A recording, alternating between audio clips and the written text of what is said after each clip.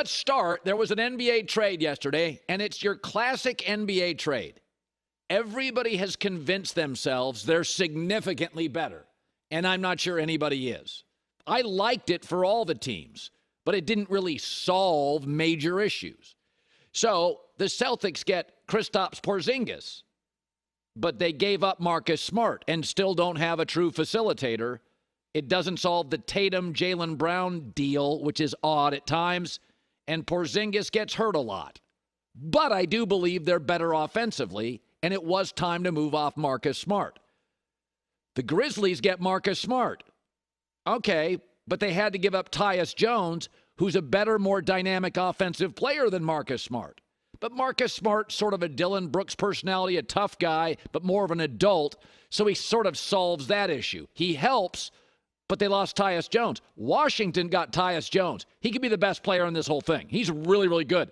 In fact, the Grizzlies were better when Tyus Jones was on the floor than when Ja Morant was on the floor. Look it up. But they had to give up Bradley Beal and Kristaps-Porzingis in the last week. So they're not better. But this is what NBA trades do. They're exciting. They're fun. Big names move. Emerging stars move. I get Porzingis to the Celtics. Let's talk them. First of all, Al Horford's old and aging, and Robert Williams can't stay healthy. Number 2 is Giannis, Jared Allen, Bam Adebayo, Joel Embiid. It's nice to have an active big that can give you some offense. Number 3 is, I could argue the NBA is now pivoting to big again. 7'3", runs the floor, shoots threes. You know what he is? You know what Kristaps-Porzingis is? He's Victor Wembanyama 8 years ago, just not as good. A 7'3" guy that can catch it, shoot it, move, slash. He's just not as good as Victor Wembanyama. But that's kind of 8 years ago. The NBA is getting more European, more skilled, and big guys now shoot threes. And, I mean, you look at the NBA. When I grew up as a kid, you needed back-to-the-basket centers. And then you went to, like, Jordan and Kobe wings. And then it was small ball. Then it's 3-and-D guys. Now we're pivoting to European bigs that are highly skilled and really super hard to defend. So Boston got one of those, and he does make them a better offensive team. But they're still not very good at facilitating the offense. And Marcus Smart's assists got better every year, about 6 a game now, 6.5, but he's not a true facilitator. I don't have a problem moving off him. I suggested that 5 or 6 times over the last month. It's just, he's going into year 10.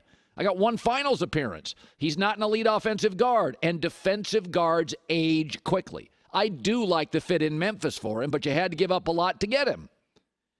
But Boston's the most interesting team here because they have the highest ceiling. Washington's in a total rebuild. Memphis is trying to rebuild their chemistry in their locker room, and Boston's trying to finally get a title. They've already been to the finals with this group. Now they need the bag. Now they need the trophy. So it doesn't answer. This is classic NBA trade. Everybody's fired up for their team. Wizards are like, yeah, we lost Porzingis and Beal, those bums, but we got Tyus Jones. They're going to win 15 games. But I like Tyus Jones. Memphis is like, hey, we got an adult in the room. Yeah, but you lost Dillon Brooks and Tyus Jones. Pretty good players. There's no guarantee you'll be better. The West will be better next year. And Boston's like, we got Porzingis, who's hurt all the time, just like your other center, Robert Williams, and you still have a point guard issue.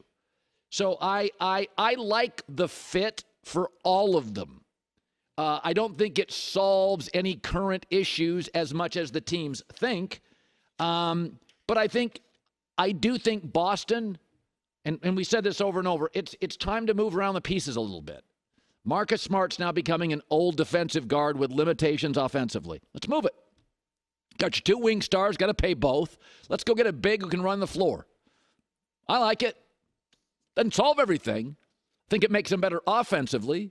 Maybe makes them better defensively. Doubt it. But that's why NBA trades are fun.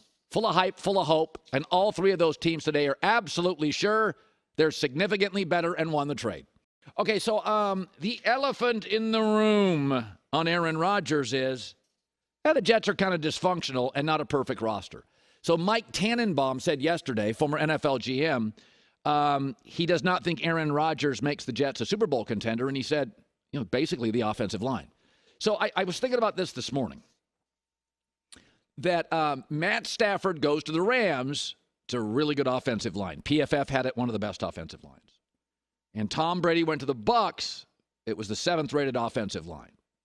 So as quarterbacks get older, they want comfort and more time to throw.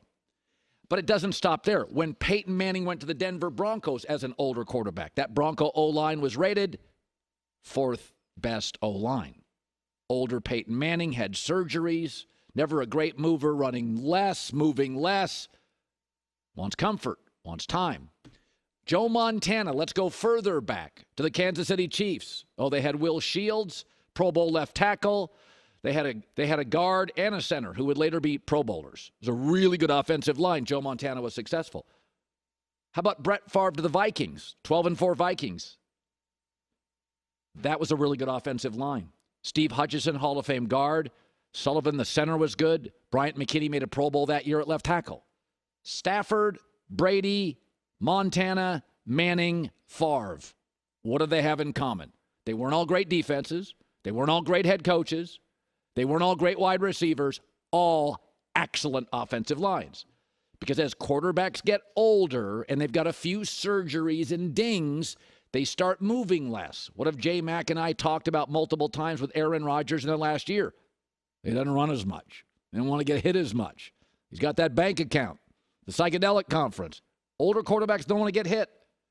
So the Jets' offensive line. Let me give you an example of a star quarterback that goes to a team with a bad O-line. How'd it work? We just saw it. Russell Wilson to Denver. It was a shaky O-line that lost their best offensive lineman, Garrett Bowles, left tackle, week 5. Awful. Never recovered. Biggest problem. Not much time to throw. Bad coach. Season. Man overboard. So it matters. The O-line is what nobody talks about because nobody's got those guys on their fantasy teams.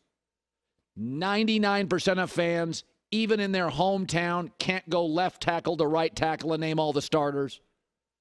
We don't pay attention to offensive line. We pay attention to defensive line because they get sacks.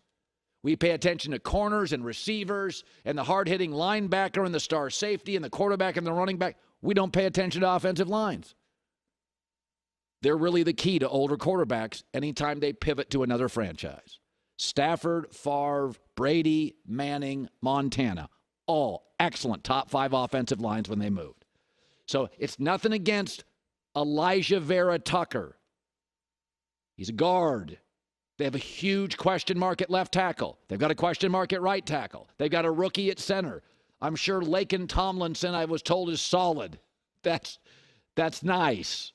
They've got a promising young guard off an injury and another solid guard. But Mike Tannenbaum's talking about something that we don't talk about. Older quarterbacks seek time and comfort, and it's very possible in a division with Belichick's defense and Buffalo's defense, Aaron Rodgers struggles, at least in those 4 games, to get comfortable. That's not a reach. That's not cliquey. That's actually the honest truth, and Mike Tannenbaum hit on it. All right. Very, very interesting show. NBA draft tonight.